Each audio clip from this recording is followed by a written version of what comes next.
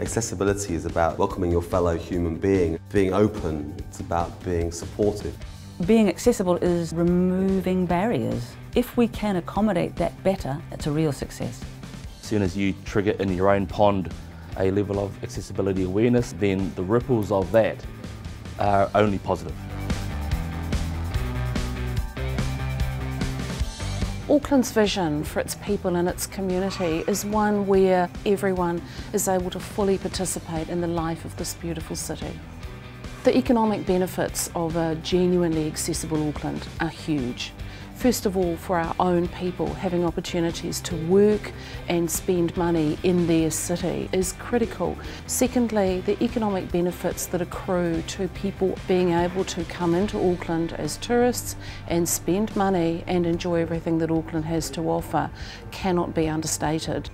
For people to look at Auckland from the eyes of the world and see a city that is diverse, that is vibrant and inclusive is a really important edge for New Zealand to promote.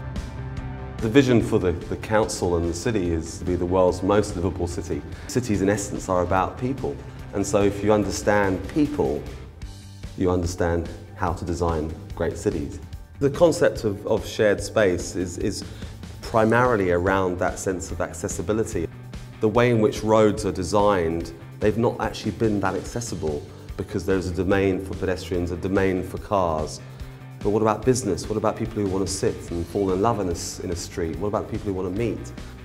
We met with the Blind Institute of New Zealand very, very early on. Together we came up with this accessibility strip, and this in effect gives the blind an edge. It looks like a piece of art, but actually it is braille. You can feel it underfoot. Everybody claims that space, and when you claim that space, pride develops and a sense of community builds.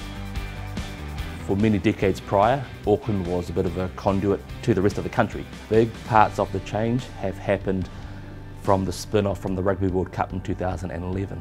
So Aucklanders have turned the dial a bit on actually being a bit prouder of Auckland.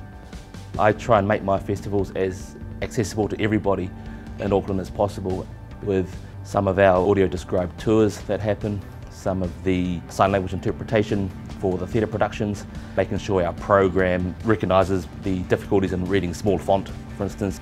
In terms of accessibility for the festivals, we're actually ahead of the curve compared to other cities around the world. Orewa is a coastal town. It's grown immensely in the last couple of decades. Orewa is actually quite a good town for accessibility as an example because it has very wide footpaths. All our public access ways and open spaces have ramps and wide staircases, and I think everyone feels quite proud of how it looks and how welcoming the town actually is. The more you can encourage access customers into your town, the more revenue the businesses will get. With those people comes their family and their friends.